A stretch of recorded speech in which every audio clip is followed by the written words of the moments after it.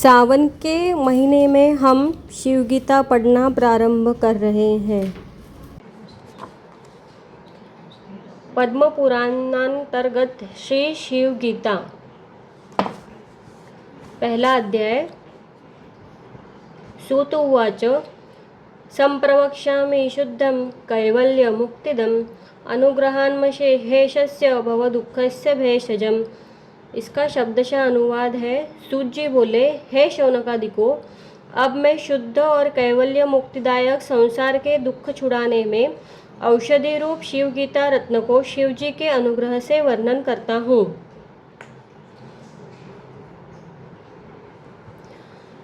इसका मतलब है अध्यात्म ध्यान के जिज्ञासा का जागृत होना ईश्वर के कृपा के बिना नहीं हो सकता। भगवान शिव स्वयं ईश्वर के रूप है, जिनके अनुग्रह पर ही सूत जी शौनकादि मुनियों ने समक्ष शिव गीता का उपदेश कर रहे हैं। जीवन का चरम उत्कर्ष कैवल्य मुक्ति है, जिससे संसार के सभी प्रकार के दुखों का अंत होकर मनुष्य परमानंद को प्राप्त होता है। दुखों से निवृत्ति की यही एकमात्र औषधि है, जिसका वर्णन इस शिव गीता में किया गया है।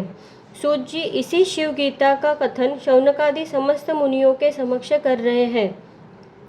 न कर्मणामनुष्ठानेन दानैस्तपसापि वा कैवल्यं लभते मर्त्य किंतु ज्ञानेन कैवलम। अनुवाद: न कर्मों के अनुष्ठान, न दान, न तप से मनुष्य मुक्ति को प्राप्त होता है, किंतु ज्ञान से ही प्राप्त होता है। इसकी व्याख्या है, मुक्ति का साधन केवल ज्ञान है। यह ज्ञान है आत्मज्ञान, ईश्वर ज्ञान, ब्रह्म ज्ञान आदि। इसी ज्ञान से मनुष्य सृष्टि के संपूर्ण सत्य को जान लेता है तथा मिथ्या का तिरस्कार कर देता है। इस ज्ञान के बिना वह मिथ्या को ही सत्य मानकर भ्रमित हो जाता है, जो उससे उसके सभी प्रकार के दुख, रोग, शोक, संताप का कारण बनता है। सत्य ज्ञान के अभाव में ही मनुष्य मिथ्या को पकड़े रहता है।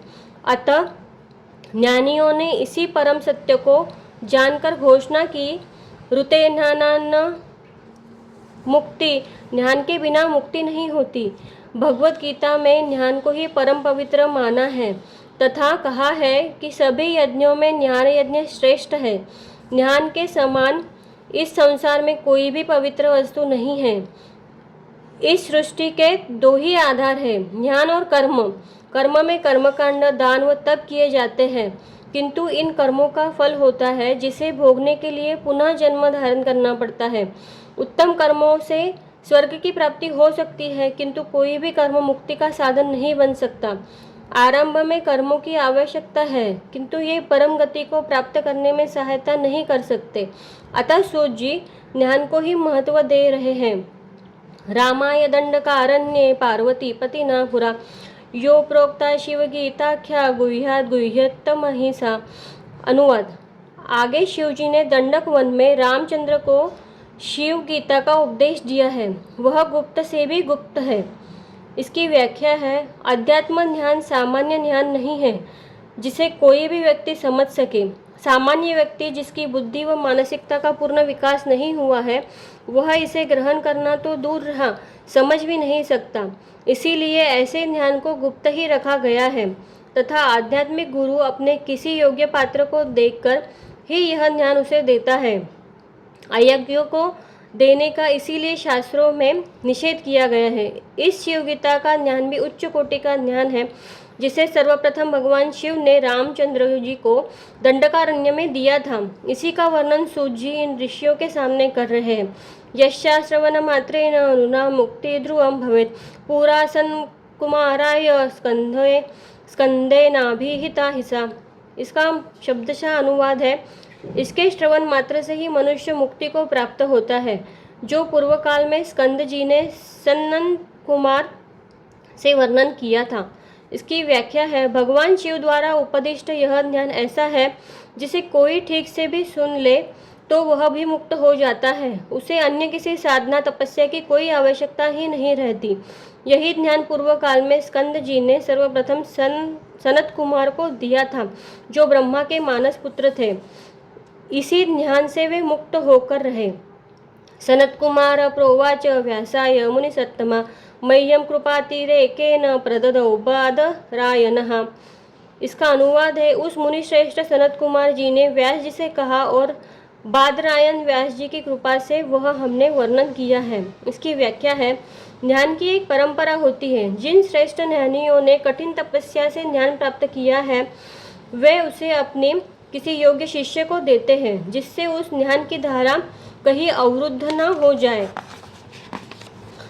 सनत कुमार ने इसी ज्ञान को आगे बढ़ाने हेतु उसे बादरायण व्यास जी से कहा। सूत जी कहते हैं कि व्यास बादरायण जी की कृपा से ही मैं उस ज्ञान का वर्णन आप लोगों के सामने कर रहा हूँ। उक्तम च तेन कस्मैचिन्न दातव्यमिदं त्वया सूतपुत्रान्यथा देवा क्षुभ्यन्ति च शपन्ति च। इसका अनुवाद है, और यह भी मैं कहा था कि तुम यह ज्ञान किसी को नहीं देना। हे सूतपुत्र, ऐसा वचन पालन न करने से देवता शुभित होकर शाप देते हैं। इसकी व्याख्या है, सूत जी कहने लगे कि व्यास जी ने मुझे यह भी कहा कि इस ज्ञान को तुम और किसी को कहीं देना, वरना ये देवता लोग क्षुभित होकर शाप देते हैं, क्योंकि देवता लोग इस बात को पसंद नहीं करते। अथ पुष्टो मया विप्रा भगवान बादरायणः भगवन् देवताः सर्वाः किं शुभ्यन्ति शपन्ति च। इसका अनुवाद है, हे ब्राह्मणे, तब मैंने भगवान बादरायण व्यास जी से पूछा, हे भगवान, सब देवता क्यों क्षोभ करते हैं और क्यों शाप देते हैं। इसकी व्याख्या है, सूत जी कहने लगे कि जब श्री व्यास जी ने मुझे ऐसा कहा तो मैंने उनसे पूछा कि इस ज्ञान के देने से देवतागण क्यों क्षुब्ध होते हैं तथा शाप क्यों देते हैं। इस ज्ञान को देने से देवताओं की क्या हानि होती है, वे क्यों परेशान होते हैं, क्या देवताओं को ज्ञान अच्छा नहीं लगता। तासामत्रास्तिका हानिर्नया कुप्यन्ति देवताः पाराशर्योतमामाः यत्पृष्टं शृणुवत् सतत। इसका अनुवाद है, उनकी इसमें क्या हानि है जो ये देवता लोग कोप करते हैं। यह सुनकर व्यास जी मुझसे बोले, हे वत्स, तू अपने प्रश्न का उत्तर सुन। व्याख्या, सूत जी कहने लगे कि जब मैंने व्यास जी से देवताओं के क्रोधित होने का कारण पूछा तो व्यास जी कहने लगे कि इसका कारण मैं तुझे बताता हूँ, सुन। नित्याग्निगृहोत्रिनो विप्रा सन्ति ये गृहमेधिनः त एव सर्वफलदाः सुराणां कामधेनवः। इसका अनुवाद है, जो ब्राह्मण नित्य अग्निहोत्र करने वाले हैं और गृहस्थाश्रम में रहते हैं वे सभी फलों के देने वाले देवता की कामधेनु है। इसका व्याख्या है, सूत जी कहने लगे कि व्यास जी ने कहा है कि देवतागण महान भोगी है, इनको भोग न मिलने पर ये क्रोधित होकर शाप भी देते हैं, ये दूसरों से ईर्ष्या भी करते हैं, राग द्वेष सभी इनमें विद्यमान है। समुद्र मंथन से निकला अमृत ये स्वयं पीना चाहते हैं, असुरों से सदा झगड़ते रहते हैं, इनको भोग सामग्री गृहस्थों से ही मिलती है जो नित्य अग्निहोत्र करते हैं। इनका सूक्ष्म भाग ये ग्रहण कर तृप्त होते हैं, जिससे ये उनकी मनोकामना पूर्ति है। ये गृहस्थ की इनकी कामधेनु है जो इनको नित्य भोग प्रदान करते हैं। यदि ये गृहस्थ यज्ञ कर्म छोड़कर मुक्ति का मार्ग ग्रहण कर ले तो इनको भोग मिलना ही बंद हो जाएंगे, जिससे ये कुपित होकर उनको शाप देते हैं। भक्षम भोजम च पेयम च यज्ञदिष्टम सुपवर्णाम अग्नौ हुतेन हविषा तत्सर्वं लभते दिवि। इसका अनुवाद है, भक्ष्य भोज्य पान करने योग्य जो कुछ पर्वों में यज्ञ किया जाता है, जो हवि द्वारा अग्नि में आहुति दी जाती है, वह सब स्वर्ग में मिलते हैं। इसका व्याख्या है, विशेष पर्वों में गृहस्थ यज्ञ किया करते हैं जिनमें सभी प्रकार के भक्ष्य भोज्य तथा पान किए जाने वाले पदार्थों की अग्नि में आहुति देते हैं। इन पदार्थों का सूक्ष्म रूप ये देवगण स्वर्ग में स्वीकार करते हैं, जिससे वे तृप्त होते हैं। यदि ये गृहस्थी यज्ञ न करे तो ये देवता अतृप्त होकर उन्हें शाप देते हैं तथा कई प्रकार से उनको दुख देते हैं। नान्यदस्ति सुरेशानम इष्ट सिद्धि प्रदम पदवी दोग्धेनुर्यथा नीता दुखदा गृह मेधिनाम। इसका अनुवाद है, देवताओं को स्वर्ग में इष्ट सिद्धि देने वाला और कुछ नहीं है, जैसे गृहस्थी पुरुषों को दुही हुई गाय दी जाने से केवल दुख ही होता है। इसका व्याख्या है, देवताओं को स्वर्ग में जो भी भोग सामग्री प्राप्त होती है वह सब गृहस्थों द्वारा किए गए यज्ञ आदि से ही प्राप्त होती है। यदि गृहस्थ यज्ञ आदि कर्म न करे तो ये देवगण असंतुष्ट होकर गृहस्थों को दुख देते हैं। जिस प्रकार किसी गृहस्थ को कोई दुही हुई गाय दे तो उसको उससे कोई लाभ नहीं मिलता, इसी प्रकार यज्ञ द्वारा जो देवताओं को तृप्ति नहीं करता, इससे देवता लोग भी दुखी होते हैं। तथैवं ध्यानवान् विप्रो देवाना दुःखदो भवेत् त्रिदशास्तेन विघ्नन्ति प्रविष्टा विषयं नृणाम्। इसका अनुवाद है, इसी प्रकार ध्यानवान ब्राह्मण देवताओं को दुखदाता ही है, कारण ही वह कर्म नहीं करता। इस कारण इसके विषय भार्या पुत्रादि में प्रवेश करके देवता विघ्न करते हैं। गृहस्थी लोग जो यज्ञ आदि कर्म करते हैं वो फल की इच्छा से ही करते हैं कि इससे देवता लोग प्रसन्न होकर उनको इच्छित फल देंगे, किंतु ज्ञानी जन जिनको आत्मध्यान हो गया है वे फल की कामना से कोई कार्य नहीं करते, वे फलेच्छा रहित व कामना रहित कर्म करते हैं। इससे देवगण अप्रसन्न रहते हैं तथा वे भार्या पुत्रादि में प्रवेश करके घर में अशांति ही पैदा करते हैं। देवगण भी भोग ही पसंद करते हैं जो उन्हें गृहस्थों से ही प्राप्त होता है। ज्ञानी जनों से उन्हें भोग प्राप्त नहीं होते, इसलिए वे उन्हें सताते रहते हैं। ज्ञान प्राप्ति के बाद वे यज्ञादि कर्मों का त्याग करते हैं। ततो न जायते भक्ति शिवे कस्यापि देहिना तस्माद् विदुषां नैव जायते शूलपाणिनः। इसका अनुवाद है, इससे किसी देहधारी की शिव में भक्ति नहीं होती, इस कारण मूर्खों को शिव का प्रसाद नहीं मिलता। जो ध्यान मार्ग पर चलते हैं वे किसी देवी देवता भूत प्रेत आदि की उपासना न करके केवल आत्मा की तथा ईश्वर की ही उपासना करते हैं। यह उपासना बिना किसी भौतिक वस्तु की कामना के ही की जाती है, किंतु अज्ञानी जन केवल भौतिक सुखों की ही कामना करने के कारण देवता को भजते हैं। ऐसे अज्ञानी जनों की शिव में भक्ति नहीं होती, जिससे उनको शिव का प्रसाद नहीं मिलता, उनकी कृपा प्राप्त नहीं होती। शिव की कृपा प्राप्त करने के लिए निष्काम भक्ति आवश्यक है। यथा कथंचित् जातापि मध्ये विच्छिद्यते नृणां जातं वापि शिवज्ञानं न विश्वासं भजतल्यम्। अनुवाद, और जो यथा किंचित जानता भी है वह किसी कारण मध्य में ही खंडित हो जाता है, और जो किसी को ध्यान हुआ भी तो वह विश्वास से नहीं बचता। भगवान शिव स्वयं ईश्वर है, वे ही निराकार ब्रह्म के सगुण रूप है। धर्मों में जिस ईश्वर की बात कही गई है वे ही भगवान शिव है। सभी देवगण उन्हीं की विभिन्न विभूतियां हैं। ये देवगण उसी शिव के अधीन रहकर मनुष्यों की कामनाओं की पूर्ति तो कर सकते हैं, किंतु वे ईश्वर की प्राप्ति नहीं कर सकता। जो मनुष्य उस शिव के विषय में थोड़ा बहुत जानता भी है, किंतु उसकी वासना भोगों में ही सीमित रहती है, जिससे उसे ईश्वर प्राप्त नहीं हो सकता। भोगों की वासना तीव्र होने से उसकी ध्यान प्राप्ति की साधना में ही खंडित हो जाती है, अथवा किसी को उनका ज्ञान हो भी गया तो उसमें उसकी श्रद्धा नहीं होती, जिससे उस ज्ञान का उचित फल नहीं मिलता, अर्थात उसकी मुक्ति नहीं हो सकती।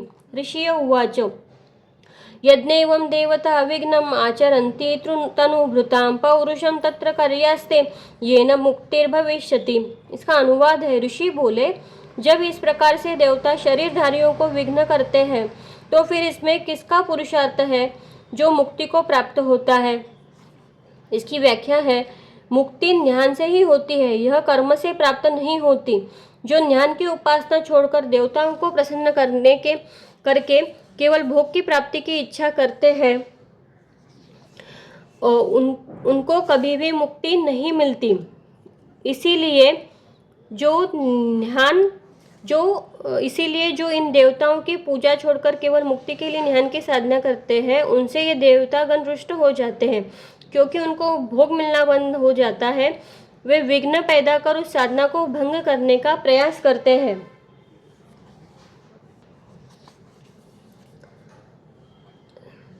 इसके लिए ऋषिगण सूर्य से पूछते हैं कि यदि ये देवता विघ्न डालते हैं तो फिर मनुष्य की मुक्ति किस पराक्रम से होती है, स्वयं के पुरुषार्थ से अथवा ईश्वर की कृपा से? कृपया इसे बताइए। सत्यम सुतात्मज अब्रूहि तत्रोपायोस्ति मानवा। इसका अनुवाद है, हे सुतपुत्र, आप सत्य कहिए कि इसका कोई उपाय है या नहीं है। इसकी व्याख्या है, ऋषिगण सूर्य से ऋषिगण सूर्य से फिर मुक्ति का उपाय पूछते हैं कि फिर मुक्ति का कोई उपाय है अथवा नहीं, क्योंकि देवता से लड़कर उन पर विजय पाना तो अति कठिन है। सूत बोले, कोटि जन्मार्जिते पुण्य शिवे भक्ति प्रजायते। इसका अनुवाद है, सूत जी बोले, करोड़ों जन्मों के पुण्य संचित होने से शिव में भक्ति उत्पन्न होती है। मनुष्य अनेक पशु योनियों से गुजरकर मनुष्य योनि में जन्म लेता है, जिससे उसमें पशुतुल्य संस्कार ही रहते हैं। वह आहार, निद्रा, भय और मैथुन को ही जीवन का सर्वस्व मानकर जीता है। किंतु जो जो उसकी चेतना का विकास होता जाता है, उसके मन और बुद्धि का विकास होता जाता है, वह इन तुच्छ भोगों का त्याग कर उच्च भोग की कामना करने लगता है।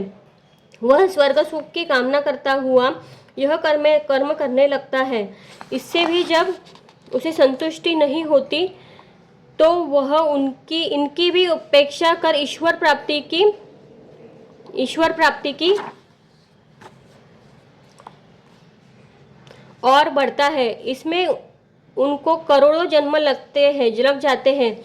ईश्वर अथवा शिव में भक्ति का होना तथा मुक्ति की इच्छा का जागरण पूर्व जन्मों में किए गए पुण्य कर्मों का ही फल है। इसीलिए हर व्यक्ति की शिव में भक्ति नहीं हो सकती। इष्टापूर्तादि कर्माणि तेना चरति मानवः शिवार्पणाधिया कामान परित्यज्य यथा विधि। इसका अनुवाद है, उस भक्ति के होने से इष्ट पुत्रादि कर्मों की कामना छोड़कर मनुष्य शिवजी में अर्पण बुद्धि से यथाविधि कर्म करता है। प्रत्येक व्यक्ति कर्म करके फल की ही चाह करता है। यह भक्ति नहीं है बल्कि व्यापार हुआ।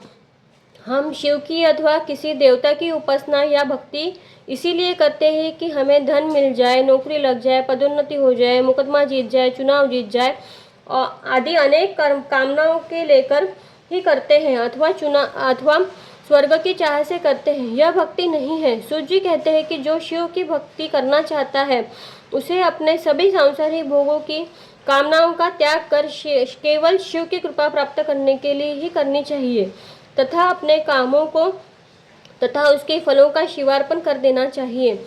जो मिल जाए उसी से संतुष्ट रहना चाहिए। अनुग्रहात्तेन शंभो जार्यते सुदृढ़ो नरा ततो भीता पलायन्ते विघ्नं हित्वा सुरेश्वरा। इसका अनुवाद है, उन शिवजी के अनुग्रह से जब यह प्राणी दृढ़ भक्तिवान होता है तब विघ्न छोड़कर भयभीत होकर देवता पलायन कर जाते हैं।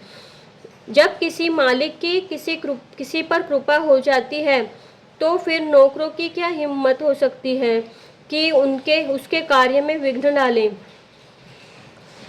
शिव की भक्ति जब स्वयं भगवान शिव उस पर कृपा करने लगते हैं तो देवता गण भयभीत होकर भाग जाते हैं। फिर उनकी हिम्मत विघ्न डालने की नहीं हो सकती। वे भी शिव से भयभीत रहते हैं कि वे हमारा अकल्याण न कर दे। जायते त्रेन शुश्रूषां चरिते चंद्रमौलिता शृण्वतो जायते ज्ञानम ज्ञानादेव विमुच्यते। इसका अनुवाद है, उस भक्ति के करने से शिव जी के चरित्र श्रवण करने की अभिलाषा उत्पन्न होती है। तब सुनने से ज्ञान होता है और ज्ञान से मुक्ति हो जाती है। केवल भक्ति ही मुक्ति का साधन नहीं है।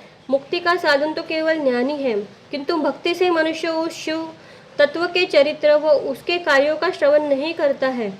इस श्रवण से उसे शिव की विभूतियों का ज्ञान होता है। इसी ज्ञान से वह शिवत्व का अनुभव करता है। यह अनुभव ही उसकी मुक्ति का हेतु है। जब तक शिवत्व की अनुभूति नहीं होती तब तक मुक्ति असंभव है।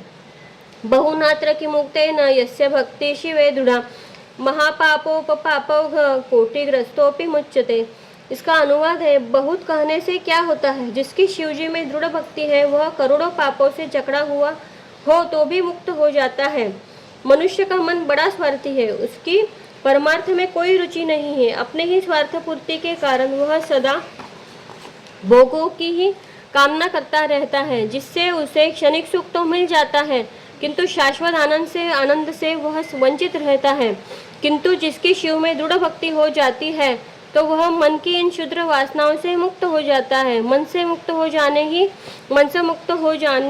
ही मुक्ति है। संसार में सभी पाप पुण्य मन की वृत्तियों के कारण होते हैं। ईश्वर की प्राप्ति होने पर वह मन से मुक्त हो जाता है। जब मन ही नहीं रहता तो सभी पाप पुण्य नष्ट हो जाते हैं, चाहे वे करोड़ों जन्मों से संग्रहित हो। फिर उनका फल उसे नहीं भोगना पड़ता। यह सब शिव की कृपा से ही होता है। मुक्ति में केवल मन की बाधा है जो शिव की कृपा से ही दूर की जा सकती है।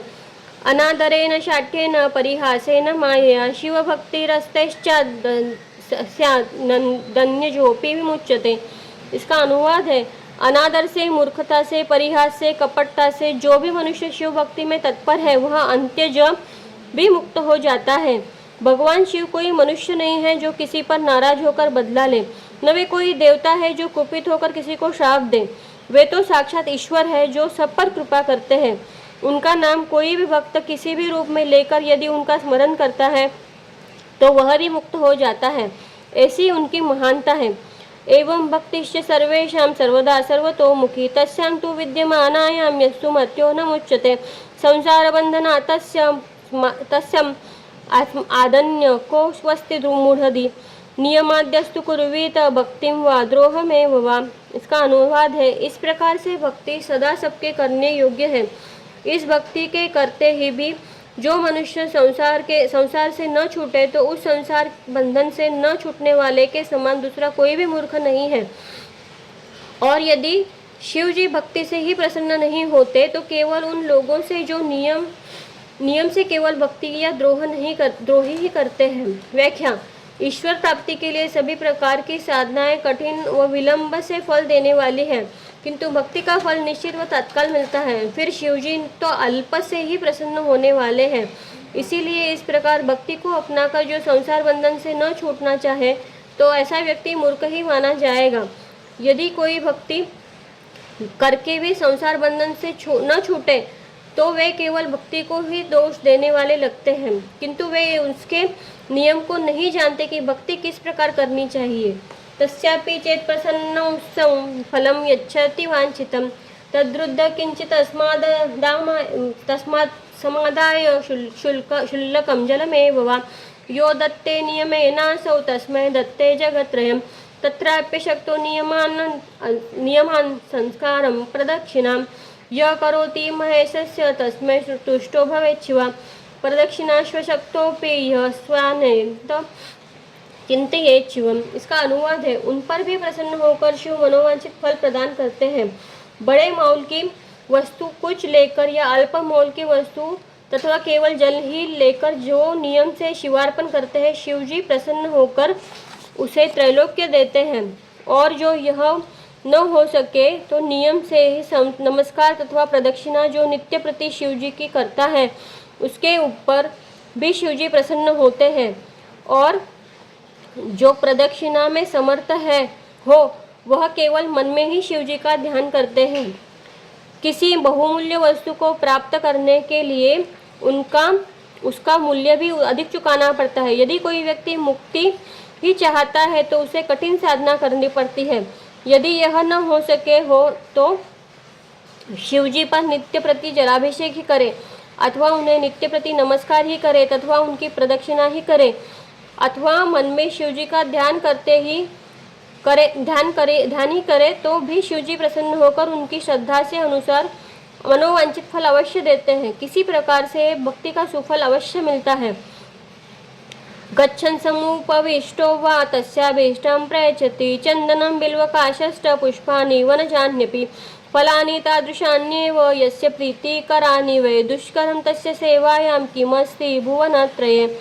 इसका अनुवाद है, चलते हुए और बैठते हुए में जो मन का उनका स्मरण करे उसको भी अभीष्ट पदार्थ प्रदान करते हैं। चंदन, बेल, काष्ठ तथा वन में उत्पन्न हुए फल जिसको अधिक प्रीति करने वाले हैं उससे शिव जी की सेवा करने में त्रिलोकी में कौन सी वस्तु दुर्लभ है। व्याख्या, भगवान शिव ऐसे दयालु हैं कि वे थोड़े में ही प्रसन्न होने वाले हैं। यदि कोई चलते फिरते उठते बैठते भी उनका स्मरण करता है तो उनको भी अभिष्ट पदार्थों की प्राप्ति हो जाती है। शिव जी को किसी मूल्यवान सामग्री की कोई उपेक्षा नहीं रहती। वे वनों में भी जो वस्तु उपलब्ध है जैसे चंदन, बेल, काष्ठ अथवा वनों में उत्पन्न होने वाले फल उनको अधिक प्रिय है। जो मनुष्य इनसे भी उनकी सेवा करते हैं वो उसे सभी कुछ देने में समर्थ है, क्योंकि उनके लिए त्रिलोकी में कोई भी वस्तु दुर्लभ नहीं है। वन्येषु यादृशी प्रीति वर्तते परमेषुता उत्तमेष्वपि नास्येव तादृशी ग्रामजैष्वपि। अनुवाद: वन के उत्पन्न हुए फूल मूलादि इनमें भी शिवजी के जैसी प्रीति है, वैसी ग्राम नगर में उत्पन्न हुए उत्तम उत्तम फल फूलों मूलों में भी नहीं होती। शहरों में कई प्रकार के मिष्टान्न व भोज्य पदार्थ बनते हैं तथा मनुष्य ने कई प्रकार के फल मूल तैयार किए हैं, किंतु शिव को तो वनों में जो फल मूल प्रकृति द्वारा अपने आप उत्पन्न होते हैं उसी से प्रीति है। इसीलिए सामान्य मनुष्य भी बिना किसी व्यय के इनके द्वारा शिवजी की पूजा कर सके। इसी कारण हर वर्ग के लिए पूज्य बन गए हैं। तम त्यक्त्वा तादृशं देवं य सेवेतान्य देवतां सही भागीरथिं त्यक्त्वा कांक्षते मृगतृष्णिकाम्। अनुवाद: जो ऐसे देवता को छोड़कर अन्य देवता का भजन सेवन करता है वह मानो भागीरथी का त्याग करके मृगतृष्णा की इच्छा करता है। शिव जैसे देवता तो तुच्छ से प्रसन्न होकर इच्छित फल प्रदान करने में सक्षम है, तो फिर अन्य देवताओं की महंगी पूजा में धन व्यय करके भी यदि इच्छित फल न मिले तो इसे किसी प्रकार समझना चाहिए कि वह व्यक्ति मानो गंगा का त्याग करके मृगजल की आशा करता है, जिससे कभी उसकी प्यास नहीं बुझ सकती। किंतु यस्यास्ति दूरितं कोटि जन्मसु संचितं तस्य प्रकाशते नायमर्थो मोहानंद चेतसा। इसका अनुवाद है, किंतु जिनके करोड़ों जन्मों के पाप संचित हो रहे हैं, जिनका चित्त अज्ञान अंधकार से आच्छादित हो रहा है, उनको शिवजी की भक्ति का लाभ नहीं मिलता। ईश्वर की भक्ति पूर्व जन्मों में किए गए सुकृत का ही फल है।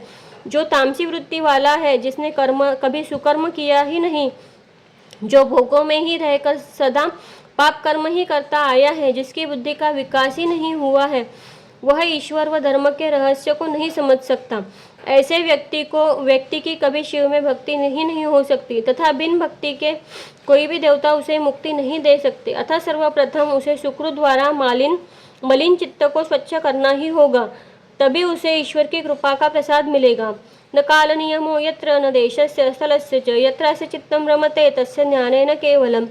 काल, देश तथा स्नान का भी कुछ नियम नहीं है। जहाँ जिसका चित्त लग सके नहीं वही ध्यान करें।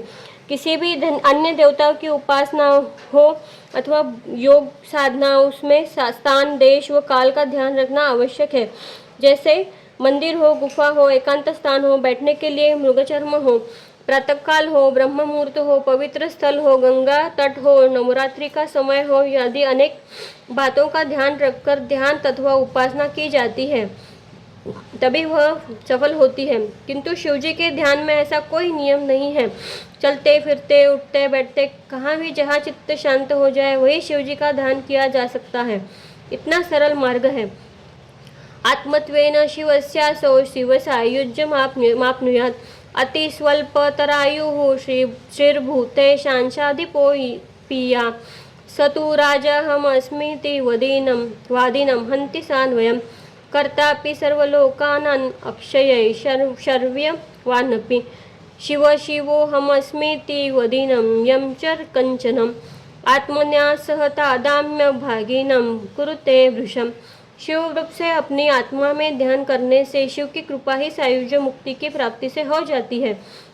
इसकी आयु बहुत छोटी है, लक्ष्मी से भी हीन हो और शिवजी की एक अंश रूपी सार्वभौम पदयुक्त में राजा हूँ, ऐसे अभिमान से कहने वाला का वंश सहित संहार करते हैं। जो संपूर्ण लोकों का कर्ता तथा अक्षय ऐश्वर्यवान पुरुष भी अभिमान रहित होकर शिव शिवोहम इस प्रकार से कथन करता है, उसको शिव आत्मस्वरूप के तादात्म्य भागी अर्थात शिव रूप ही देते हैं। भगवान शिव एक और महान कृपालु है तो दूसरी ओर संहारक भी है। जो शिव को अपनी आत्मा में स्थित मानकर निरंतर ध्यान करते हैं उनको शिव की सायुज्य मुक्ति प्राप्त होती है। वह सदा शिव के समीप ही स्थित रहता है। किंतु जो मृत्यु के समीप हुआ है तथा धन हानि व दरिद्र है, वह भी यदि अभिमानवश कहता रहता है कि मैं राजा हूँ, मैं विद्वान हूँ, मैं ज्ञानी व महापंडित हूँ, ऐसे अभिमानी व्यक्ति का शिव संहार कर देते हैं। इसके विपरीत जो संपूर्ण ऐश्वर्यवान है, वह भी यदि अपने को तुच्छ समझकर अभिमान रहित होकर मैं शिव रूप हूँ, मैं शिव हूँ, ऐसा निरंतर चिंतन करता रहता है, तो वह शिवरूप ही हो जाता है। मनुष्य जैसा विचार करता है वैसा ही हो जाता है। अहंकारी व्यक्ति कभी ईश्वर तत्व को प्राप्त नहीं हो सकता। धर्मार्थ काम मोक्षानां पारम यस्याथ येन वै मुनयस्तप्रवक्ष्यामि व्रतम पाशुपतादिदम्। हे ऋषियों, जिस व्रत करने से प्राणी को धर्म अर्थ काम मोक्ष यह चारों पदार्थ प्राप्त होते हैं, मैं वह पाशुपत व्रत तुमसे वर्णन करता हूँ। सूत ऋषियों से कहने लगे कि जो इस पाशुपत व्रत को करता है उस व्यक्ति को धर्म अर्थ काम मोक्ष की चारों सिद्धियां प्राप्त हो जाती है। वह संसार में सुखपूर्वक जीवन यापन करता हुआ अंत में मोक्ष प्राप्त करता है। इस व्रत का मैं तुमसे वर्णन करता हूँ, तुम इसे ध्यानपूर्वक सुनो। कृत्वा तु विरजां दीक्षां भूति रुद्राक्षधारिणः जपन्तो देवसाराख्यं शिवनाम सहस्रकं संत्यज्य तेन प्रत्यव्यं शैवीं तनुमाप्स्यथ्यं। ततः प्रसन्नो भगवान् शङ्करो लोकशङ्करा भवतां दृश्यतामेत्य कैवल्यं व प्रदास्यति। रामाय दण्डकारण्ये यत्प्रदत्कुम्भसम्भवं तत्सर्वं व प्रवक्ष्यामि शृण्वदं भक्तियोगिना। विरजा नामक दीक्षा को लेकर विभूति और रुद्राक्ष को धारण कर वेदसार नामक शिव सहस्त्र नाम को जप करते हुए इस मानव शरीर को त्याग कर शैव शरीर को प्राप्त होने पर लोक का कल्याण करने वाले शंकर प्रसन्न होकर तुमको दर्शन देकर कैवल्य मुक्ति देंगे। जब श्री रामचंद्र जी दंडकारण्य में वास करते थे तब अगस्त्य जी ने उन्हें यह उपदेश दिया था, वह मैं सब तुमसे करता हूँ, तुम भक्ति युक्त होकर श्रवण करो। सूत जी ऋषियों से कहने लगे कि जो व्यक्ति भगवान शिव की विरजा दीक्षा लेकर पाशुपत व्रत को धारण करता है तथा भस्म और रुद्राक्ष धारण कर शिव सहस्त्र नाम का विधि विधान से जप करता है, उस पर भगवान शिव प्रसन्न होकर उनको दर्शन देते हैं, जिससे वह कैवल्य मुक्ति को प्राप्त हो जाता है। वह फिर संसार में लौटकर नहीं आता। इस मंत्र की साधना सर्वप्रथम अगस्त्य ऋषि ने रामचंद्र जी को उस समय दी जब वे सीता को रावण द्वारा हरण किए जाने पर दंडकारण्य में निवास कर उसके वियोग से दुखी थे। अगस्त्य जी द्वारा दिया गया वही उपदेश मैं तुम लोगों को कहता हूँ, इसे सुनो। पहला अध्याय समाप्त। दूसरा अध्याय। ऋषि उवाच किमर्थमागतो अगस्त्यो रामचन्द्रस्य सन्निधं कथं वा विरजां दीक्षां कारयामास राघवं ततः किमाप्तवान् मारमा फलं तद्वक्तुमर्हसि। इसका अनुवाद है, ऋषि बोले अगस्त्य जी रामचंद्र के निकट क्यों आए थे और किस प्रकार से रामचंद्र जी से विरजा दीक्षा कराई थी, इससे रामचंद्र को किस फल की प्राप्ति हुई, वह आप हमसे कहिए। सूत जी और सैनिक ऋषि का संवाद चल रहा है।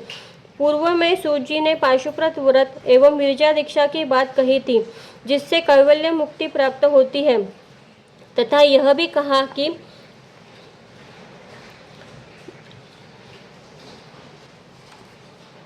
ऋषि बोले अगस्त्य जी रामचंद्र के निकट क्यों आए थे और किस प्रकार से रामचंद्र जी से विरजा दीक्षा कराई थी, इससे रामचंद्र को किस फल की प्राप्ति हुई, वह आप हमसे कहिए। सूत जी और सैनिक ऋषि का संवाद चल रहा है। पूर्व में सूत जी ने पाशुपत व्रत एवं विरजा दीक्षा की बात कही थी जिससे कैवल्य मुक्ति प्राप्त होती है, तथा यह भी कहा कि अगस्त्य जी ने रामचंद्र को इसका उपदेश दिया था।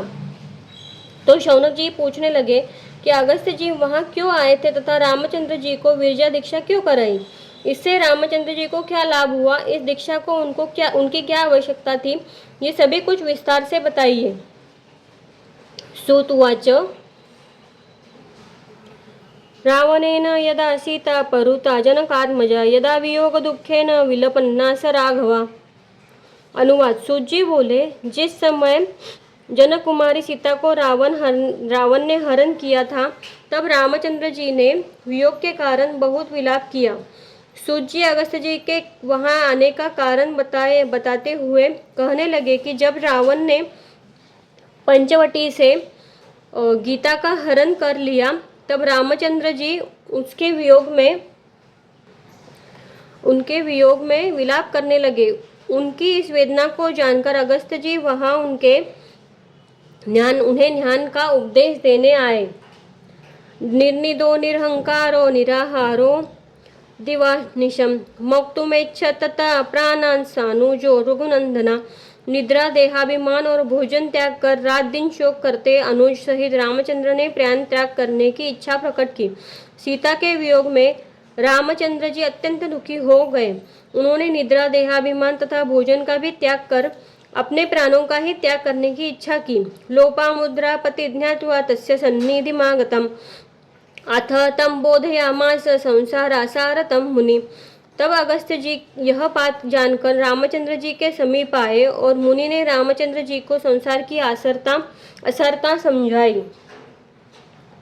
सूत जी कहने लगे कि जब मुनि अगस्त्य जी को यह ज्ञात हुआ कि रामचंद्र जी को सीता हरण के कारण शोक हो रहा है, तो उन्हें ज्ञान का उपदेश देने के लिए उनके पास आए तथा इस जगत की असारता तथा मिथ्यात्व का वर्णन करते हुए उन्हें सांत्वना देना चाहते थे कि तुम्हारे लिए शोक का कोई कारण नहीं है, शोक मात्र अज्ञान के कारण होता है। ज्ञानी पुरुष किसी का शोक नहीं करते। अगस्त्य उवाच किम विषीदसि राजेन्द्र कांताकस्य विचार्यताम जड़ किन्नु विजानाति देहोयम पांचम भौतिका। इसका अनुवाद है, अगस्त्य जी बोले, हे राजेंद्र, यह विषाद क्यों करते हो? स्त्री किसकी है यह विचार तो करो। यह देह 5 भौतिक पदार्थों से बना हुआ है, यह जड़ है, इसको ज्ञान नहीं होता। अगस्त्य मुनि श्री रामचंद्र जी को ज्ञान का उपदेश देते हुए कहने लगे कि जिस देह के कारण तुम शोक कर रहे हो, यह देह तो 5 भौतिक पदार्थ पृथ्वी, जल, अग्नि, वायु और आकाश तत्वों से मिलकर बना है, जो सभी जड़ पदार्थ है। जड़ पदार्थ में ज्ञान नहीं होता, जिससे शोक भी नहीं होता। सीता भी उन्हीं जड़ पदार्थों का पिंड है, उसके लिए शोक क्या करना। तुम्हारा शरीर भी जड़ पदार्थों से निर्मित है, जिससे वह भी किसी का शोक नहीं करता। तुम्हारे में यह कहाँ से पैदा हो गया? निर्लेप परिपूर्णश्च सच्चिदानंद विग्रह आत्मा न जायते नैव म्रियते न च दुःख भाग। आत्मा तो निर्लेप सर्वत्र परिपूर्ण सच्चिदानंद स्वरूप है। आत्मा न कभी उत्पन्न होती है, न मरता है, न दुख भोगता है। अगस्त्य जी कहते हैं कि शरीर जड़ होने से उनको किसी का शोक नहीं होता तथा शरीर में जो आत्मा है वही चैतन्य तत्व है, जो सदा निर्लिप्त रहता है। वह सच्चिदानंद स्वरूप है, वही एकमात्र शाश्वत व सनातन है, जिसका न जन्म होता है न उसकी मृत्यु होती है। वह किसी के लिए भी शोक नहीं करती। इसीलिए जो इस आत्मा को नहीं जानता है वही अज्ञान के कारण शोक करता है। ज्ञानी किसी के लिए शोक नहीं करता। सूर्यासौ सर्वलोकस्य चक्षुष्त्वेन व्यवस्थितः तथापि चक्षुषैर्दोषेण कदाचित् विलिप्यते। जिस प्रकार यह सूर्य संपूर्ण संसार के नेत्र रूप से स्थित है और नेत्रों के दोष से कभी लिप्त नहीं होता। अगस्त्य जी सूर्य का उदाहरण देकर कहते हैं कि जिस प्रकार सूर्य के कारण ही संसार की सभी वस्तुएं दिखाई देती है, वही संसार का चक्षु है, किंतु वह संसार में कभी विलिप्त नहीं होता। संसार के सभी कार्य उसी के प्रकाश के कारण होते हैं, किंतु उसका इन कार्यों से कोई संबंध नहीं होता। वह भी किसी के लिए शोक नहीं करता। इसी प्रकार आत्मा भी निर्लेप है, वह भी किसी के लिए शोक नहीं करती। जिस प्रकार अंधे आदमी को सूर्य ही नहीं दिखाई देता, इसी प्रकार अज्ञानी जीव को आत्मा का ज्ञान न होने से ही वह शोक करता है। ज्ञानवान व्यक्ति शोक नहीं करते। सर्वभूतांतरात्मापि यद्वदृश्येन लिप्यते देहोपि मलपिंडोयं मुक्त जीवो जडात्मगा। इसी प्रकार संपूर्ण भूतों का आत्मा भी दुख में लिप्त नहीं होता और यह देह भी मल का पिंड तथा जड़ है। यह जीव कला रहित होने से जड़ है। जिस प्रकार सूर्य संसार के कार्यों व उसके दुख, शोक, संताप, आनंद, प्रसन्नता, जीवन, मृत्यु, योग, वियोग आदि किसी में भी लिप्त नहीं होता, न किसी के लिए शोक करता है, उसी प्रकार आत्मा भी संसार के कार्यों से प्रभावित नहीं होता तथा शरीर जड़ होने पर वह शोक भी नहीं करता। फिर शोक उसको होता है। शोक किसको होता है? हे रामचंद्र, इसे समझ लेना भी ज्ञान है। यह जीव इसी जड़ शरीर व चेतन आत्मा के संयोग का परिणाम है, जो कला रहित है, जिससे इसे भी दुख नहीं होता। फिर तुम ही बताओ कि दुख किसको होता है? दर्युते वही नाकाष्ठे शिवा दैर्भक्षते पप्यं तथापि नैव जानाति विरहे तस्य का व्यथा। यह शरीर काष्ठ अग्नि के संयोग से भस्म हो जाता है, शियार आदि इसको खा जाते हैं, तो भी नहीं जानता है कि इसके वियोग में क्या दुख होता है। अगस्त्य जी एक और उदाहरण देकर कहते हैं कि शरीर की मृत्यु पर उसे अग्नि में जला दिया जाता है अथवा जंगली जानवर उसे खा जाते हैं, तो भी शरीर के विनाश के कारण इस जीव को दुख नहीं होता। फिर तुम्हें किस कारण दुख हो रहा है? सुवर्ण गौरी दुर्वाया दलवच्छापि मलापि वा पिनोत्तुंगस्तना भुग्नम सूक्ष्म विलग्निका बृहन्नितंब जघना रक्तपादासरोरुहा राका चंद्रमुखी बिंब प्रतिबिंब रदच्छदा नीलेन्दीवरणी काशनयन द्वय शोभिता मत्तकोलिन सल्लापा मत्तद्वीरदगामिनी कटाक्षैरनुगृह्णाति मां पंचेषु शरोत्तमै इति यां मन्यते मूढ़ा स तु पंचेषु शासितः। अनुवाद: जिसका सुवर्ण के समान और वर्ण अथवा दुर्वादल के समान श्याम स्वरूप है, कुछ कलश जिसके उन्नत है, मध्य भाग कटी सूक्ष्म है, बड़े नितंबों और जांघों वाली, चरणतल जिसका कमल के सदृश रक्तवर्ण है, जिसका मुख पूर्णिमा के चंद्र के समान है और पके बिंबा फल के समान जिसके अधिरोष्ट है, नील कमल को समान जिसके नेत्र है, मदमत्त कोकिला के समान जिसके वचन और मत्त हाथी की समान जिसकी चाल है, ऐसी स्त्री कामदेव के बाण से समान कटाक्षों से मेरे ऊपर कृपा करती है। इस प्रकार से जो मूर्ख मानता है वही काम का शिष्य है। अगस्त्य जी कहने लगे कि स्त्री में वैसे कोई सौंदर्य नहीं है। वह 5 भौतिक तत्वों से निर्मित हड्डी, मांस, रक्त आदि से बना एक शरीर है जो जड़ है, किंतु मूर्ख व्यक्ति उसके सौंदर्य से मोहित होकर सदा यह कामना करता है कि ऐसे स्त्री मेरे पर कृपा करती है तो उसे आनंद मिलता है, किंतु यह सब मिथ्या है। मनुष्य में जो काम शक्ति है उसी के कारण उसे स्त्री में सौंदर्य दिखाई देता है, अन्यथा उसमें कोई सौंदर्य नहीं है। जिसमें काम वासना नहीं है वह स्त्री के ऐसे रूप व सौंदर्य से प्रभावित नहीं होता। यह काम शक्ति ही मनुष्य को संसार में भटकाती है। तस्या विवेकम वक्ष्यामि शृणुष्व वोदितो नृप न च स्त्री न पुमानेश नैवं चायम नपुंसकः। हे राजन, सावधान होकर सुनो, मैं इसका विवेक कथन करता हूँ। यह जीव स्त्री, पुरुष या नपुंसक नहीं है। अगस्त्य जी इस जीव अर्थात आत्मा की व्याख्या करते हुए कहते हैं कि यह आत्मा के चैतन्य तत्व है जो स्त्री, पुरुष या नपुंसक नहीं है। स्त्री पुरुष का भेद जड़ प्रकृति के साथ इसका संयोग होने से पैदा होता है। इससे ही शरीर की रचना होती है, इसीलिए इसे नपुंसक भी नहीं कहा जा सकता। यह विवेक से ही समझा जा सकता है। अमूर्त पुरुष पूर्ण दृष्टा देहि सजीवनः या तन्वरी मृदुबाला मल्लपिंडात्मिका जड़ा। यह अमूर्त पुरुष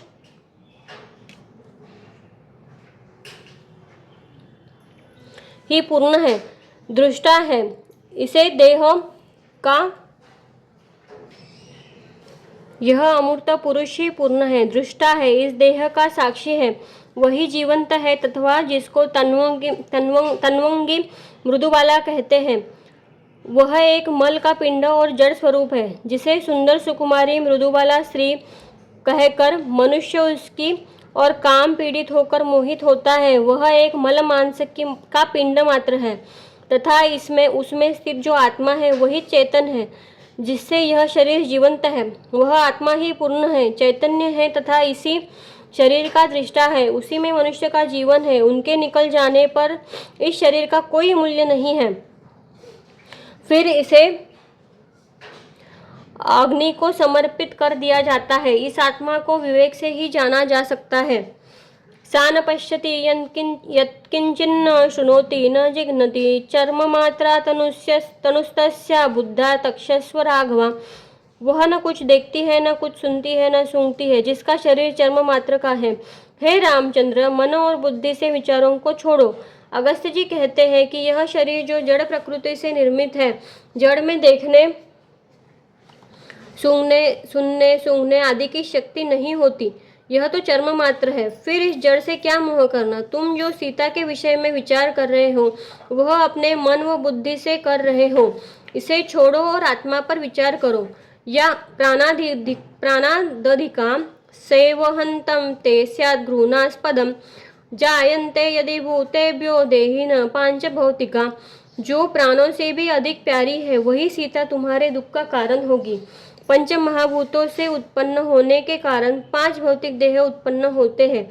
पृथ्वी पर 4 प्रकार के देह हैं, स्थावर, अंडज, स्वदेह, जरायुज आदि। ये सभी देह पंचभूतों से उत्पन्न होते हैं। जिस सीता का तुम प्राणों से भी अधिक प्यारी समझ रहे हो वह भी एक भौतिक देह मात्र है। इसे अपनी समझ लेना ही तुम्हारे दुखों का कारण बनेगा। अतः भौतिक पदार्थों से मोह करना अज्ञान है। आत्मा यदे कलस्तेषु परिपूर्ण सनातन का कांता तत्र का कांता सर्व एव सहोदरा। परंतु उन सब में आत्मा एक परिपूर्ण सनातन है। इस विचार से कौन स्त्री कौन पुरुष सभी सहोदर है। अगस्त्य जी कहते हैं कि सभी प्रकार के जीवों की आकृतियां भिन्न भिन्न हैं, जिससे वे भिन्न भिन्न ज्ञात होते हैं। स्त्री पुरुष का भेद ही आकृति के कारण होता है, अन्यथा सभी में एक ही आत्मा है जो परिपूर्ण है तथा वही सनातन है। उसमें कोई भेद नहीं है। जो इन शरीरों को देखता है वही आत्मा से भी भेद करता है। अन्यथा जिसे आत्मा का ज्ञान हो गया वो जान लिया कि सभी आकृतियां उसी एक आत्मा के विभिन्न रूप मात्र है, जिससे वह किसी में भेद नहीं करते। यही विश्व बंधुत्व ही भावना है। निर्मितायां गृहावल्यां तदवच्छिन्नतां गतं नभस्तस्यां तु दग्धायां नाकांचित क्षतिमुच्यति। जिस प्रकार अनेक गृह निर्माण करने में आकाश अविच्छिन्नता को प्राप्त होता है, अर्थात उन सब में मिल जाता है, तत्पश्चात उन घरों के जल जाने पर कुछ हानि को भी प्राप्त नहीं होता। अगस्त्य जी श्री रामचंद्र जी को कई प्रकार से ज्ञान का रहस्य बताते हैं। वे फिर कहने लगे कि जो आत्मा को नहीं जानते वे ही इन शरीरों से मोह करते हैं। जिस प्रकार आकाश सर्वव्यापी है उसी प्रकार आत्मा भी सभी में सर्वव्यापी है, किंतु जिस प्रकार गृह निर्माण के बाद आकाश भी भिन्न भिन्न निहात होने लगता है कि घर के भीतर का आकाश भिन्न है व बाहर का आकाश भिन्न है, किंतु घर के जल जाने पर आकाश नहीं जल जाता तथा वह बाहरी आकाश में मिल जाता है। इसी प्रकार शरीर की मृत्यु हो जाने से उसे जला देने पर आत्मा नहीं जलती, वह विश्वात्मा में मिल जाती है। उसका न क्षय है न वृद्धि। इसीलिए आत्मज्ञानी किसी शरीर से आसक्त नहीं होते हैं, न उनसे मोह करते हैं। तद्वदात्मापि देहेषु परिपूर्ण सनातन हन्यमानेषु तेष्वेव स स्वयं नैव हन्यते। इसी प्रकार सर्वत्र देहों में आत्मा परिपूर्ण और सनातन है। देह संबंध से अनेक प्रकार का प्रतीत होता है, परंतु उनके नाश होने पर आत्मा नष्ट नहीं होती, वह एकरूप है। जो व्यक्ति इन विभिन्न शरीरों को ही देखता है उसको सभी शरीरों में भिन्न भिन्न आत्माएं ज्ञान होती है कि सभी में भिन्न भिन्न आत्माएं होती है, यही उसका अज्ञान है। किंतु जिसे आत्मा का ज्ञान हो गया वह ऐसा नहीं मानता। वह यह जान लेता है कि शरीर के नष्ट होने पर आत्मा नष्ट नहीं होती, वही मनुष्य का वास्तविक स्वरूप है। यह जड़ शरीर उसका वास्तविक स्वरूप नहीं है। इसीलिए इन शरीरों में मोह करना अज्ञान ही है। हंता चेन्मयन्ते हंतुम हतश्चेन्मयन्ते हतम तावुभो न विजानीतो नायम हंति न हन्यते। जो मारने वाला जानता है मैंने मारा, और जो मरने वाला जानता है मैं मरा, ये दानों न जानने से मूर्ख है, कारण कि न यह मरता है न वह मारा जाता है। जो आत्मा को न जानकर केवल शरीरों को ही अपना स्वरूप मानता है वही कहता है कि मैंने उसको मार दिया अथवा मैं मर गया। ये दोनों ही शरीरों के मरने व मारने की बातें कहते हैं। वास्तव में शरीर को ही मारा जा सकता है तथा मरता भी शरीर ही है। आत्मा न किसी को मारती है न मरती है। श्रीमद् भगवद गीता में भी यही बात भगवान कृष्ण ने युद्ध के समय अर्जुन को कही थी। यह आध्यात्मिक सत्य है जिससे अज्ञानी जन नहीं समझ सकते। वे शरीरों को ही मारने व मरने की बात समझते हैं, आत्मा को वे नहीं जानते। अस्मान रूपाति दुःखेन किं खेदस्यास्ति कारणं स्वस्वरूप विदित्वेद दुःखम त्यक्त्वा सुखी भव। अनुवाद: हे राम, इस कारण अति दुख करने वाले से खेद का क्या कारण है? अपना स्वरूप इस प्रकार जानकर दुख को त्याग कर सुखी होवो। अगस्त्य जी कहने लगे कि हे राम, तुमने भी इस शरीर को ही जाना है, इसीलिए अज्ञान के कारण ही मोह कर रहे हो। मेरे इस ज्ञानोपदेश से आत्मा को ही अपना स्वरूप जानो। इसी ज्ञान से तुम दुखों से मुक्त होकर सुखी हो सकते हो। शरीर को अपना स्वरूप मान लेना ही सभी दुखों का कारण है। श्री राम उवाच मुने देहस्य नो दुःखं नैव चेत् परमात्मनः सीतावियोग दुःखाग्निर्मम भस्मीकुरुते तत्कथम। श्री रामचंद्र बोले, हे मुनि, जब देह को भी दुख नहीं होता है और परमात्मा को भी दुख नहीं होता है, तो सीता के वियोग की अग्नि मुझे भस्म कर देती है, क्यों करती है? अगस्त्य के आत्मा का वर्णन करने के बाद श्री रामचंद्र जी उनके पूछते हैं कि यह शरीर भी जड़ है जिससे दुख नहीं होता तथा आत्मा को भी दुख नहीं होता, फिर इस शरीर में ऐसी कौन सी वस्तु है जिसे दुख होता है तथा मुझे यह दुख किस कारण से हो रहा है, कृपा समझाइए। सदानुभूयते योऽर्थ न नास्ति स नास्ति त्वयेरिता जायतां तत्र विश्वासः कथम में मुनिपुंगवा। जो वस्तु सदा अनुभव की होती है, तुम कहते हो कि वह नहीं है, हे मुनिश्रेष्ठ, फिर इस कथन में मुझे कैसे विश्वास हो? रामचंद्र जी कहते हैं कि न शरीर को दुख होता है न आत्मा को, किंतु मुझे तो दुख हो रहा है। ऐसी स्थिति में मैं आपकी बात कैसे मान लूं कि दुख होता ही नहीं है? अन्यत्र नास्ति को भोक्ता येन जंतु प्रतप्यते सुखस्य वापि दुःखस्य तद्ब्रूहि मुनिसत्तम। जब सुख दुख का भोक्ता जीव नहीं है तो कौन है जिसके द्वारा प्राणी दुखी होता है? सुख दुख का भोक्ता कौन है, मुनिश्रेष्ठ कहिए। रामचंद्र जी फिर पूछते हैं कि मनुष्य जड़ शरीर व आत्मा का ही संयुक्त रूप है। यदि उन दोनों का दुख नहीं होता तो फिर मनुष्य को दुख का अनुभव किस कारण होता है, कृपया स्पष्ट कीजिए। अगस्त्य उवाच दुर्नेया शाम्भवी माया यया सम्मोहयते जगत् मायां तु प्रकृतिं विद्यान् मायिनं तु महेश्वरम। अगस्त्य जी बोले, शिव जी की माया कठिनता से जानने योग्य है। जिसने जगत को मोह लिया है उस माया को प्रकृति जानो और मायामय महेश्वर को जानो। एक ही ईश्वर से दो प्रकार की शक्तियों का आविर्भाव होता है, जिनमें एक है उसकी चेतन शक्ति और तथा दूसरी है उसकी जड़ शक्ति। जड़ शक्ति से जड़ प्रकृति की रचना होती है तथा चेतना शक्ति से चेतन शरीर की रचना होती है। ये दोनों शक्तियाँ अपने स्वभाव के अनुसार कार्य करती है, इसीलिए ईश्वर को कर्ता नहीं माना गया है। इस प्रकार सूर्य का स्वभाव गर्मी देना है, बर्फ का स्वभाव शीतलता, चीनी का स्वभाव उसका मीठापन है, चुंबक का स्वभाव लोह को खींचना है, चंद्रमा की आकर्षण की शक्ति से समुद्र में ज्वार भाटा आता है, चंद्रमा के कारण कुमुदनी खिलती है। ये सभी कार्य इनके स्वभाव के कारण होते हैं, स्वयं अपनी इच्छा से करते नहीं हैं। इसी प्रकार ईश्वर की माया शक्ति से सृष्टि में सभी क्रियाएं हो रही है। इसी को ईश्वर कथा अथवा महेश्वर की माया शक्ति, प्रकृति अथवा उस शक्ति का स्वभाव कहा गया है। इसीलिए अगस्त्य जी कहते हैं कि सुख दुख का अनुभव न आत्मा को होता है न शरीर को, बल्कि उस शरीर की चेतना शक्ति जब शरीर में कार्य करके उसी को अपना स्वरूप मान लेने के कारण उससे सुख दुख की अनुभूति होती है। यदि शरीर में उसका तादात्म्य छूट जाए तो उसको इसकी अनुभूति नहीं होती। हे रामचंद्र, तुमको जो दुख हुआ है, दुख की अनुभूति हो रही है, उसका कारण तुमने शरीर के साथ अपना तादात्म्य कर दिया है। यदि इसका त्याग कर आत्मा में स्थित हो जाओ तो तुम इस दुख से मुक्त हो सकते हो। तुमने सीता को अपनी स्त्री माना है, इसलिए तुम्हें दुख हो रहा है। यदि किसी अन्य पुरुष की स्त्री का हरण होता तो तुम्हें दुख नहीं होता।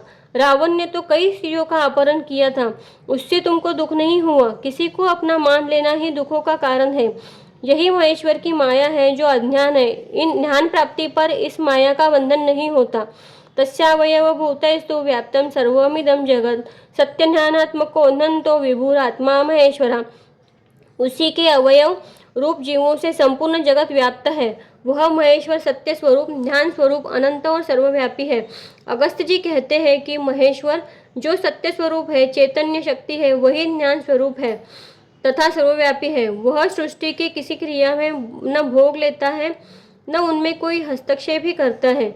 वह तो निर्लिप्त रहकर दृष्टा मात्र है। सृष्टि की सभी क्रियाएं उसकी दोनों प्रकार की शक्तियों के स्वभाव के कारण ही हो रही है। इसीलिए दुखों का कारण आत्मा नहीं बल्कि उसका स्वभाव है। तस्यैवांशो जीवलोके हृदये प्राणिनां स्थिता विस्फुलिंगा यथा वह्ने जायते काष्ठभयोगता। उसी का अंश जीवलोक में सब प्राणियों के हृदय में स्थित हुआ है। जिस प्रकार काष्ठ के योग से अग्नि में स्फुल्लिंग उठते हैं, उसी प्रकार जीव भी परमात्मा से उत्पन्न होता है। वह परमात्मा सच्चित व आनंद स्वरूप है तथा वही सर्वव्यापी है जो इस जीवलोक में अर्थात समस्त जीवों के शरीर में अंश रूप से व्याप्त है। वही सबके हृदय में स्थित है। जिस प्रकार काष्ठ के संयोग में अग्नि में कई चिंगारियां उठती है, उसी प्रकार ईश्वर की चेतना शक्ति का जब प्रकृति में संयोग होता है तो जीव की सृष्टि की रचना होती है। अकेली चेतना से जीवों की रचना नहीं हो सकती, न अकेली प्रकृति जड़ होने से जीव सृष्टि की रचना कर सकती है। अतः जंग प्रकृति और ईश्वर की चेतना शक्ति ही समस्त जीव जगत की रचना करती है। अनादि कर्म संबंधास्तदृशां महेशुता अनादि वासना युक्ता क्षेत्रज्ञा इति ते स्मृता। अनुवाद। यह ईश्वर के अंशरूप जीव अनादि काल के कर्म बंधन के पाश में ही बंधे हैं। यह अनादि वासनाओं से युक्त है और क्षेत्रज्ञ कहलाते हैं।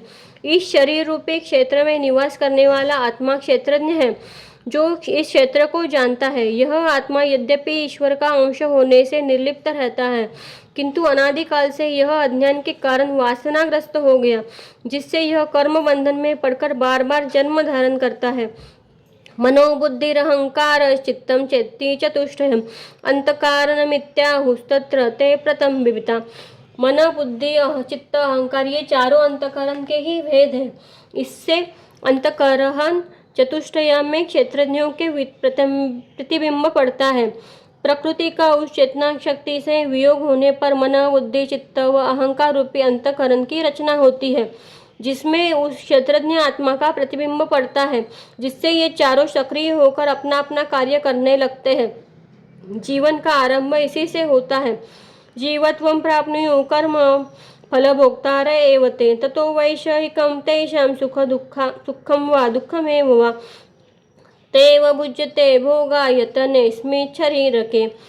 वही जीवपन को प्राप्त होकर कर्म फल से के भोक्ता हुए हैं। वही जीव कर्म भोगने के स्थान को देहों को प्राप्त होकर विषय सेवन करने से सुख अथवा दुख का भोग करते हैं। अंतःकरण के निर्माण से ही जीव की रचना आरंभ होती है। इसी में उसमें भोगों की वासना जागृत होती है, जिससे वह अच्छे बुरे कर्म करता है, जिससे उन कर्मों का जो भी अच्छा बुरा फल होता है उसे भोगना पड़ता है।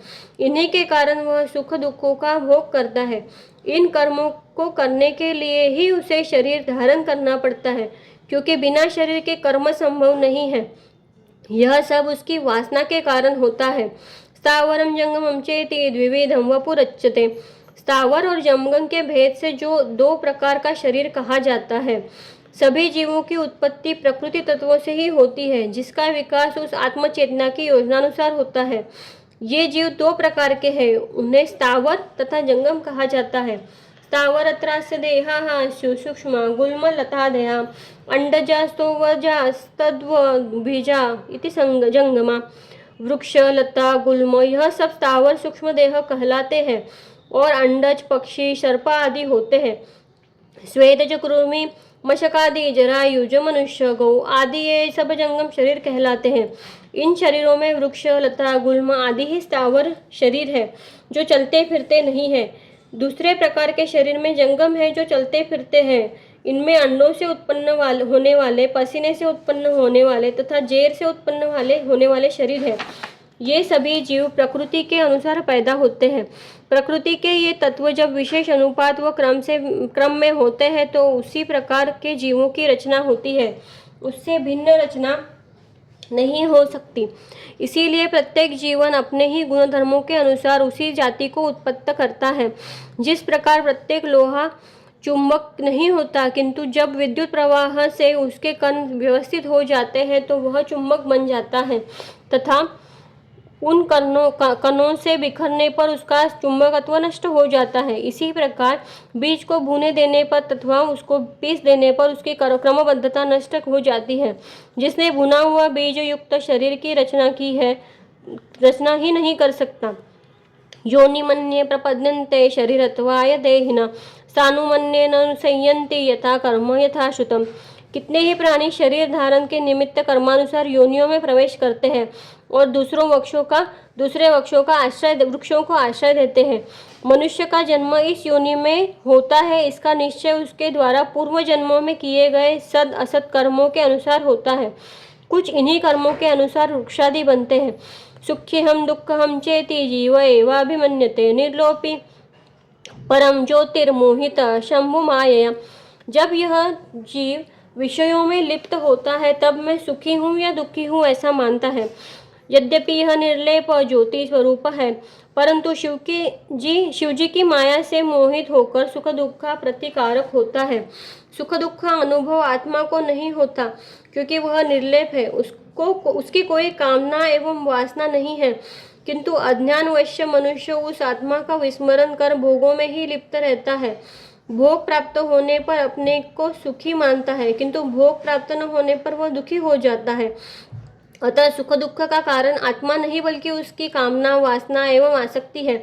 यही उस शिव की माया शक्ति है जिससे वह आत्मा के प्रति अंधा हो जाता है। यह प्रकृति को ही सब कुछ मानकर भोगों में ही लिप्त रहता है, जो उसके दुखों का कारण बनता है। ईश्वर स्वयं किसी को दुख सुख नहीं देते। काम क्रोध तथा लोभो मदो मात्सर्यमेव च मोहश्चैत्यरीश्वरम वर्गम अहंकार गतम विदु। काम क्रोध लोभ मद मत्सर्य और मोह, यह 6 महाशत्रु अहंकार से उत्पन्न होते हैं। सभी बुराइयों का मूल अहंकार है, जिससे मनुष्य स्वयं को उस ईश्वर से भिन्न अपनी स्वतंत्र सत्ता मान लेता है। इसी से उसमें काम क्रोध लोभ मोह व मत्सर आदि कई गुण दुर्गुण पैदा होते हैं, जो इसके पतन का कारण बनते हैं। जब तक अहंकार है तब तक वह यह सब रहेंगे। इनको सीधा मिटाने का कोई उपाय नहीं है। कोई भी संत, ज्ञानी, महात्मा, अवतार, तीर्थंकर, पैगंबर इन्हें नहीं मिटा सकता है। इन्हें मिटाने के लिए स्वयं को ही प्रयत्न करना पड़ेगा। इन्हीं के कारण मनुष्य संसार में दुख पाता है, किंतु इन्हें दुख दूर करने का प्रयत्न नहीं करता। अपने अहंकार का त्याग कर ईश्वर के साथ अपना तादात्म्य स्थापित करना ही इनकी निवृत्ति का एकमात्र उपाय है। सैव बोध्यते जीव स्वप्न जाग्न दवस्थयो सुषुप्तो तदभावाच जीव शंकरताम गतम। यही अहंकार स्वप्न और जागृत अवस्था में जीव को दुख देता है और सुषुप्ति में सूक्ष्म रूप के होने और अहंकार के अभाव से यह जीव शिवत्व को प्राप्त होता है। यह अहंकार जागृत अवस्था में तो दुख का कारण बनता ही है। स्वप्नावस्था में जो कुछ दिखाई देता है वह भी इसी के सूक्ष्म रूप के कारण दिखाई देता है। सुषुप्ति अवस्था में इस अहंकार के न रहने से मनुष्य को आनंद की अनुभूति होती है, जो शिव का रूप है। स एव माया संसृष्ट कारणम सुख दुःखयो शुक्तो रजतवद्विश्वम मायया दृश्यते शिवे। इस प्रकार यह माया में मिलने से सुख दुख का कारण उत्पन्न करता है। जिस प्रकार सूर्य की किरणों में के पड़ने से सीपी में चांदी भासती है, उसी प्रकार शिव स्वरूप में माया से विश्व दिखाई देता है। यह चैतन्य स्वरूप शिवत्व जब उसकी माया रूपी प्रकृति के साथ संयुक्त हो जाए तो अज्ञानी जीव प्रकृति को ही सब कुछ मान लेता है, जो दृश्य है, तथा शिवरूप ईश्वर को विस्मृत कर जाता है। यही उसका अज्ञान का पर्दा है, जिसे दूर करने का एकमात्र उपाय उस शिवत्व की प्रत्यक्ष अनुभूति करना है। जिस प्रकार सीपी को चांदी से समझ लेना, मृग मरीचिका में जल देखना, रस्सी को सर्प समझ लेना, आकाश में इंद्रधनुष को वास्तविक मान लेना भ्रांति होती है, इस प्रकार इस भ्रांति का निवारण प्रत्यक्ष देखने से ही होता है। इसीलिए सुख दुख का कारण ईश्वर नहीं है, बल्कि यह माया शक्ति प्रकृति ही है। ततो विवेक ध्यानेन कोप्यत्रस्यासि दुःख भाग ततो वीरम दुःखात्वं किमुधा परितप्यसे। इस कारण तत्वज्ञान से तो कोई भी दुखा भागी नहीं है। इससे है राम, तुम दुख को त्यागो, वृथा को क्यों दुखी लेते हो। अगस्त्य जी ने श्री राम को तत्वज्ञान का उपदेश देकर कहा कि यह तत्वज्ञान ही परम ज्ञान है, जिसे प्राप्त करने पर कोई दुखी नहीं होता। किंतु जो इस ज्ञान को नहीं जानता वह अपने अज्ञान के कारण व्यर्थ का शोक कर दुखी होता है। तुम अज्ञान के कारण ही दुखी हो रहे हो, इसे छोड़ो। ज्ञानी व्यक्ति किसी के लिए शोक नहीं करते। श्रीराम उवाच मुने सर्वमिदं तथ्यं यन्मदग्रे त्वयेरितं तथापि न जह्येत् प्रारब्धात् दृष्टमूलबनम्। श्री राम बोले, हे मुनिराज, जो तुमने मेरे सम्मुख कहा है यह सब सत्य है, तथापि भयंकर प्रारब्ध दैव का दुख मुझे नहीं छोड़ता है। श्री राम कहने लगे कि आपने जो ज्ञान का उपदेश दिया है वह सत्य है, किंतु मैं ऐसा सोचता हूँ कि यह सभी दुख शोक मुझे प्रारब्धवश हो रहा है, जिसे मैं रोक नहीं पा रहा हूँ। इस पर मेरा वश नहीं है, न आपके ज्ञान से ही यह कम होने वाला है। मत्तम कुर्यात् यथा मद्यम नष्टा विद्यमपि द्विजम तद्व प्रारब्ध भोगोपि न जहाति विवेकिनम। जिस प्रकार मद्य प्राणी को मदमत्त कर देता है, उसी प्रकार अज्ञानताहीन तत्वज्ञान युक्त ब्राह्मण को भी प्रारब्ध कर्म नहीं छोड़ता। श्री राम जी चंद्र जी कहने लगे कि जिस प्रकार मद्यपान कर लेने पर उसकी विवेक बुद्धि नष्ट हो जाती है, उसका सारा ध्यान लुप्त हो जाता है, उसको होश नहीं रहता कि उसे क्या करना है तथा क्या कहना है, उसी प्रकार जिस पर प्रारब्ध कर्म का प्रभाव हो जाता है उस समय उसका सारा ध्यान लुप्त हो जाता है। मैं भी ऐसा सोच रहा हूँ कि यह शोक मुझे प्रारब्धवश हो रहा है, मेरे नहीं चाहते हुए भी मैं क्यों हो रहा है इसका मुझे ध्यान नहीं है।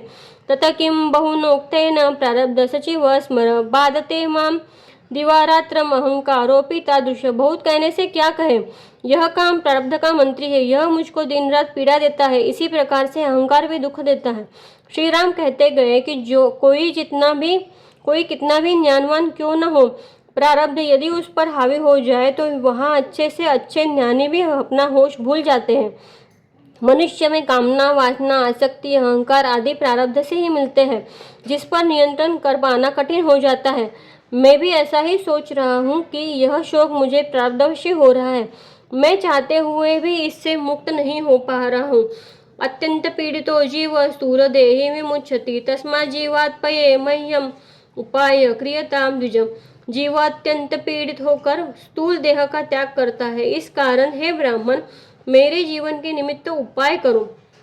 रामचंद्र जी कहने लगे कि जो व्यक्ति अत्यंत दुखी हो जाता है वह अंत में अपने प्राणों का ही त्याग कर देता है। मैं भी इसी स्थिति में हूँ, अतः आप मेरे प्राणों की रक्षा का उपाय बताइए। दूसरा अध्याय समाप्त।